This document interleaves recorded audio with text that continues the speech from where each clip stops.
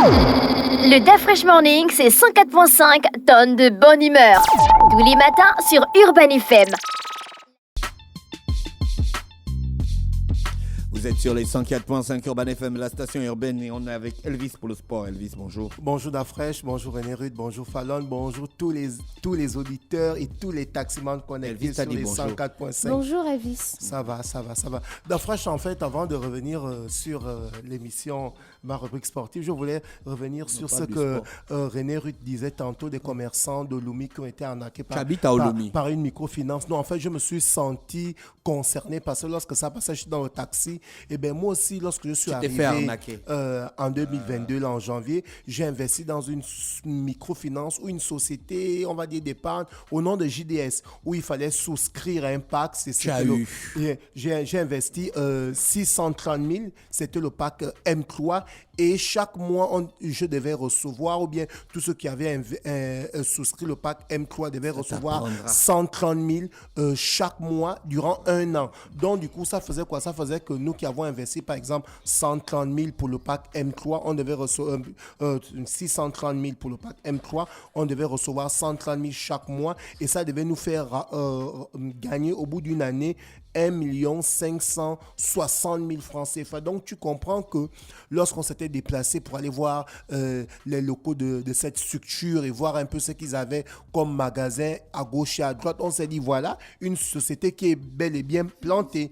Elvis, tu nous parles du sport à quelle heure? J'arrive d'Afresh, mais après, derrière, on s'est fait arnaquer. C'est un peu le même principe que ces mamans-là du côté du marché de Lumi qui ont vu une microfinance venir parler de l'épargne et autres, tout ça, et elles ont donné de leur argent et derrière, elles se sont fait arnaquer. Donc, je vais paraphraser Jean-Paul. Il faudra vraiment que l'État puisse encadrer tout cela parce que derrière, il y a des gens qui se font du beurre sur le dos des populations. Voilà, c'était un peu on va dire quoi, c'est ma contribution par rapport au sujet de ce matin. On va parler de sport, On peut parler de sport. Le sport avec Bet 241. Alors, comme tous les jeudis, on va vous parler du programme de parrainage. Chers auditeurs, vous qui m'écoutez, gagnez de l'argent en parrainant vos potes. Comment ça marche? Il vous suffit simplement d'aller vous inscrire sur le site www.bet2africa.ga. Vous partez à la rubrique parrainage, vous suivez les instructions, vous partagez votre lien de parrainage à vos amis et derrière, vous allez commencer à gagner de l'argent lorsque ceux-là vont jouer avec votre lien de parrainage. Et combien ça gagne? Rendez-vous sur la page Facebook Parrain Ultra pour avoir plus des informations et beaucoup de renseignements sur cette rubrique parrainage d'Afresh. On va parler de sport. On va d'abord parler de Denis Bouanga qui a fait une très bonne saison du côté du MLS au championnat américain. Mais celui-ci n'a pas pu être MVP de la saison régulière parce qu'il a été dévancé par Luciano Agosta. C'est pas Lionel Messi? Non, pas Lionel Messi. Parce que Lionel Messi n'est pas dedans. Lionel Messi. L'année prochaine, il a déjà le ballon d'or de l'année prochaine. Il y a eu 2 joueurs qui étaient en finale pour le titre de MVP de la saison du côté des États-Unis du MLS. Il y avait l'attaquant gabonais Denis Bouanga et Luciano Acosta. Donc, il y a eu un vote qui s'est fait et de l'autre côté, durant le vote, ils ont estimé que c'est le Luciano Acosta qui a été élu MVP parce que celui-ci a eu une meilleure évaluation sur le plan de ses stats parce qu'il a mis 18 buts, il a donné 12 passes décisives. Entre-temps, notre Denis Bouanga national a marqué 24 buts. Il a terminé meilleur buteur de ce championnat et il a délivré 6 passes décisives. Donc, c'est par rapport à cela que ceux qui ont voté ont élu Luciano Acosta, meilleur joueur du championnat MLS, et Denis Bouanga qui a terminé 2e meilleur joueur du championnat MLS et meilleur buteur. On reste toujours dans le football. Toujours on parle de Denis Bouanga qui aujourd'hui est actuellement courtoisé par les dirigeants, courtisé autant pour moi, courtisé par les dirigeants. Nous enfumer ici. Non. J'ai un petit chat dans la gorge. On est déjà dans les grands débats francophones avec Mosley sur le groupe. Bien sûr. On nous enfumer le matin. Denis Bouanga qui est courtisé actuellement. On va pas te laisser passer. Non, je ne passe pas. Voilà. Stop. Je m'arrête. Donc, Denis Bouanga qui est courtisé actuellement par l'Olympique de Marseille parce que l'attaquant Pierre-Emerick au niveau de l'Olympique de Marseille n'arrive pas à aligner des performances et Marseille qui n'est même pas dans le top 5 du championnat de Ligue 1, donc ils sont en ce moment en train de courtiser l'attaquant gabonais Denis Bouanga qui déjà a évolué du côté de Saint-Étienne, qui a aussi évolué du côté de Nîmes. On espère vivement que les choses vont bien se faire pour que Denis Bouanga retrouve l'Olympique de Marseille et pourquoi pas un très bon club du côté de l'Europe. On parle toujours des Gabonais, cette fois-ci on parle de Bruno Ekoulemanga, buteur à la 36e minute lorsque le FC Niort a remporté le match face à Sochaux 4-2. Donc Bruno Ekoulemanga qui continue à lier les performances dans le championnat de deuxième division français où il évolue du côté de Niort. Ils ont battu le FC Sochaux 4-2 et celui-ci actuellement a 3 buts en championnat. Donc il continue à lier les performances en 11 journées. Bruno Ekoulemanga, le vétéran, le ministre de la Défense, il est toujours là, il aligne les performances et il continue toujours à mouiller le maillot. On va faire un tour du côté de l'Union sportive d'Oyem où il y a eu l'Assemblée générale et Serge Samy Bivege a été élu président de l'Union sportive d'Oyem. On espère vivement que celui-ci va signer un partenariat avec la mairie d'Oyem parce qu'on se souvient que lorsqu'on a eu la conférence avec le président de la Fédération gabonaise de football, celui-ci avait dit pour que le championnat n'ait plus de problèmes, il faudrait que les clubs puissent être structurés, les clubs doivent avoir leur propre budget et les clubs doivent non seulement signer un partenariat avec les mairies de leurs différentes villes pour que ces mairies-là se sentent concernées ainsi que les populations. Et il a pris l'exemple de Stade Mandji qui est sponsorisé par la mairie de Port-Gentil, qui est une association sportive où il y a toutes les disciplines, handball, volleyball, basketball et évidemment football. Donc on espère vivement que le nouveau président Serge Samy Bivege fera la même chose du côté de l'Union sportive d'Oyem où il va signer ce partenariat avec la mairie d'Oyem et derrière il y aura tout un grand soutien des hauts cadres d'Oyem et pourquoi pas tous ceux qui sont du côté de la ville d'Oyem. On continue toujours dans le football d'Afrique. Tu l'as souligné ici par rapport à le penalty qui avait été sifflé par l'arbitre du match du Paris Saint-Germain face à Newcastle. La nouvelle a été relayée sur le meilleur de football officiel. L'arbitre avare du Paris Saint-Germain, Newcastle, Thomas Kiatowski, j'espère que je prononce bien, a été suspendu par l'UEFA. Il a été suspendu par l'UEFA. Oui, là, c'est relayé sur le site Le Meilleur de Football et ils vont un peu... Mais moi, j'ai vu une vidéo. René Rude, je t'ai envoyé ça, non? J'ai vu une vidéo où on dit que vraiment, il n'avait pas tort. Hein. L'arbitre. Oui.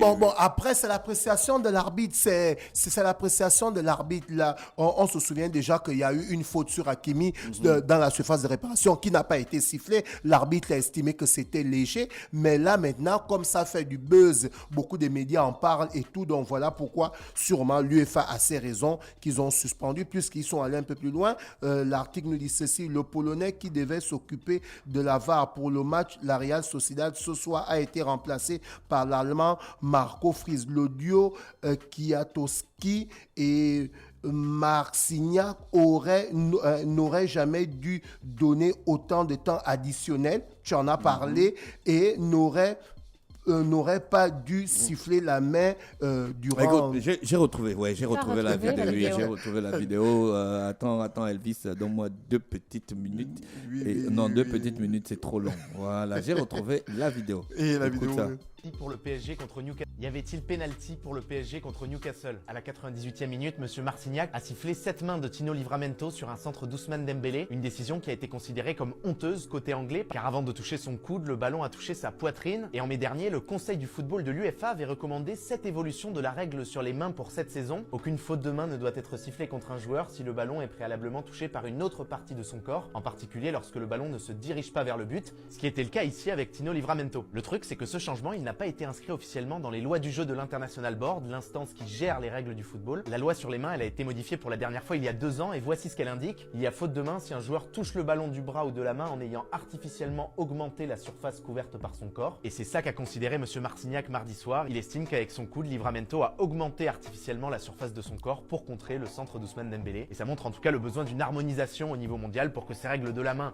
elles soient les mêmes partout et qu'elles laissent potentiellement moins de place à l'interprétation de l'arbitre. Et pour finir sur sur PSG Newcastle, il faut rappeler aussi cette situation sur Hakimi à la 69e minute, une autre situation litigieuse qui aurait pu donner un penalty au PSG.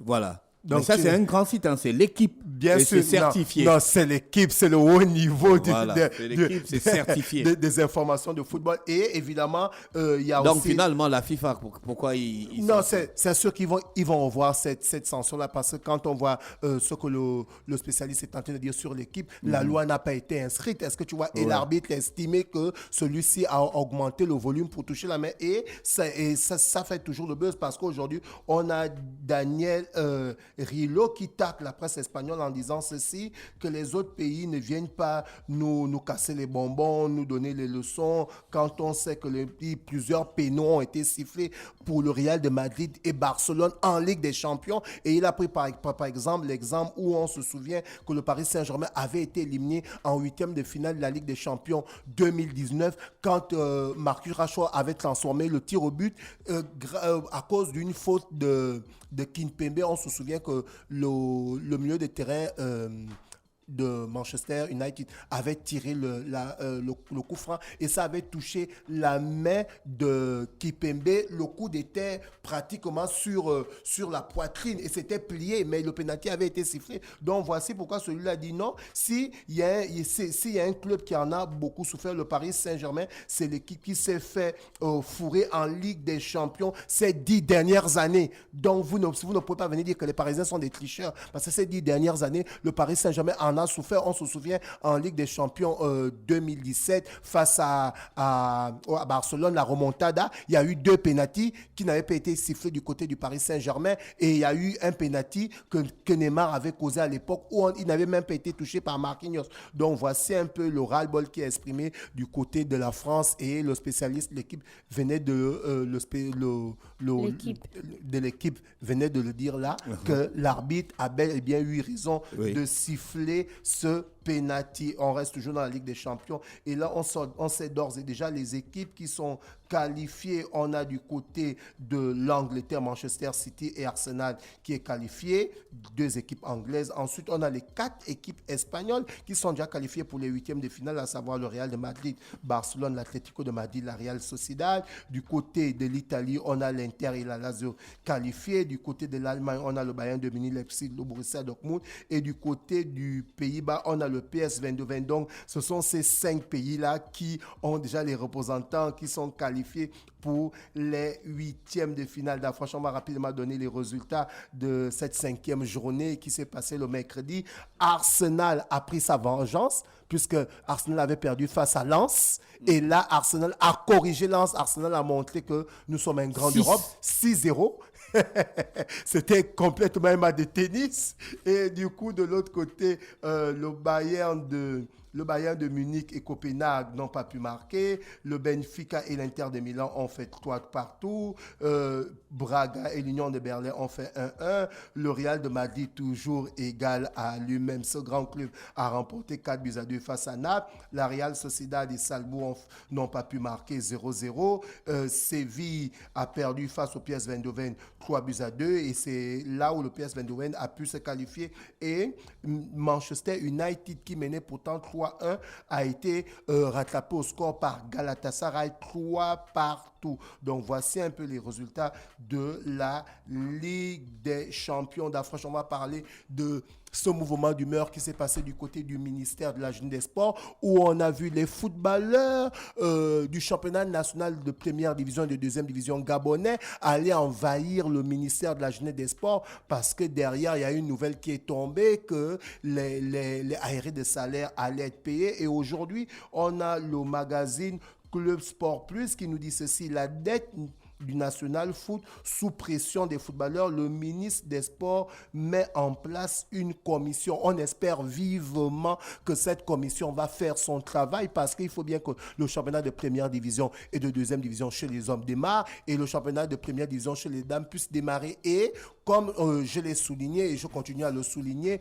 le président de la Fédération gabonaise de football l'a bel et bien dit, les clubs doivent être structurés et doivent avoir leurs propres capitaux pour que le championnat puisse bel et bien démarrer. On ne peut pas compter à chaque fois sur l'État pour que l'État finance le championnat à 100%. On va revenir sur le sponsor Bet200 41. Comme aujourd'hui, c'est le programme de parrainage. Aujourd'hui, c'est le René programme de Ruth, tu ne veux plus le parrainage. René Ruth, vas-y, René Ruth. Non, C'est toi, parrainage. énergiseuse, jamais à plat. Ton programme de parrainage. On te donne la parole, on te donne la chance de faire la promotion de ton parrainage. C'est toi qui boude. Non, je ne boude pas. J'ai toujours la possibilité de faire des parrainages via mon lien. Donc, si vous êtes fan de jeux en ligne et que vous voulez gagner de l'argent, je vous recommande le site www.bet2africa.ga. Donc, sur ce site incroyable, vous pouvez devenir marraine ou encore parrain de vos amis. Vous gagnerez 30% sur les pertes de vos filleuls pendant les 3 premiers mois. Cela signifie que si vos amis jouent et malheureusement perdent de l'argent, vous obtiendrez 30% des pertes pendant cette période. Mais ce n'est pas tout. Vous recevrez également 10% à vie sur les pertes de vos filleuls. Cela signifie que tant que vos amis continuent de jouer, vous continuerez de gagner de l'argent grâce à eux. Encore avec Bet2Africa, les premiers dépôts de vos filleuls sont généralement importants grâce à un bonus de bienvenue de 200% et vous recevrez 5% sur ces premiers dépôts. Alors si vos amis commencent par des dépôts conséquents, vous toucherez 5% de cette somme. Donc inscrivez-vous sur www.bet2africa. Je suis marraine, donc envoyez simplement RR sur le WhatsApp de la radio 065 05 10 45. Vous allez vous inscrire à travers mon lien pour jouer à Aviator.